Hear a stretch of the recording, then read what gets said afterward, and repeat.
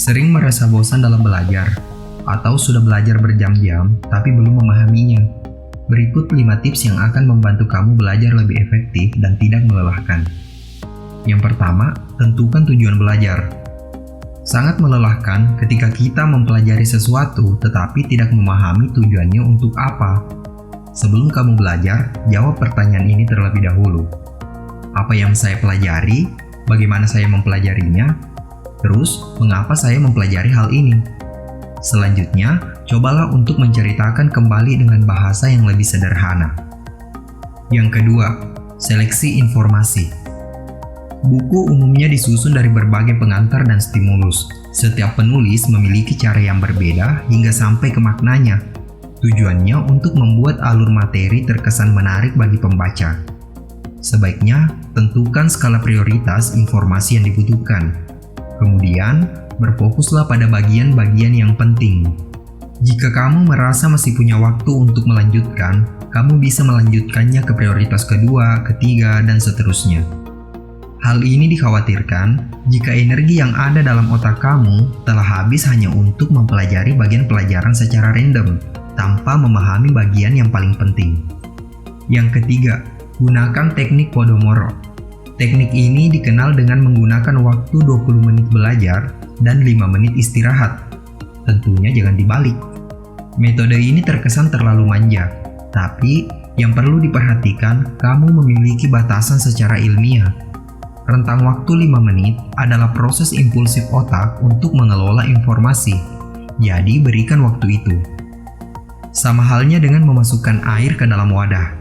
Jika kamu menuangkan semuanya secara langsung, kemungkinan hanya beberapa bagian yang terisi dan lebih banyak bagian yang terbuang. Jadi, lakukan secara bertahap. Yang keempat, membuat asosiatif.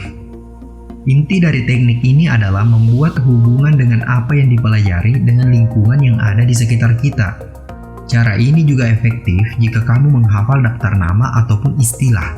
Misalnya, jika kamu mencoba menghafal kosakata dalam bahasa Inggris, cobalah dengan melihat semua hal yang ada di sekeliling kamu.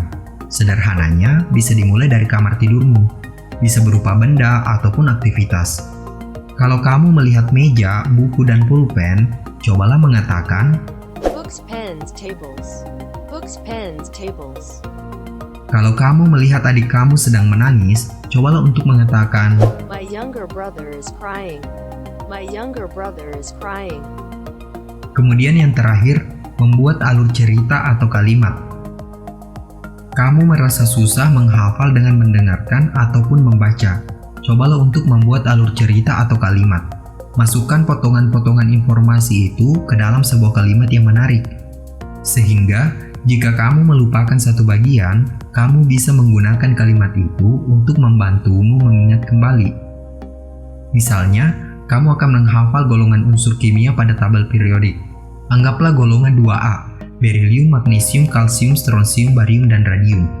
Kamu bisa mengubahnya menjadi satu kalimat, beli mangga campur serikaya banyak rasa. Atau kalimat lain, bermalam mingguan capek, serasa banyak rayuan. Tapi, jauh lebih efektif jika kamu yang membuat sendiri kalimatnya. Cara ini membutuhkan waktu yang lebih lama dibandingkan yang lainnya, tapi kelebihannya akan diingat dalam jangka waktu yang lebih lama dibandingkan metode yang lain. Pelajar manapun, baik itu siswa ataupun mahasiswa, memiliki gaya belajar yang berbeda. Pada dasarnya, jangan terlalu cepat menganggap dirimu kurang pintar dibandingkan yang lainnya.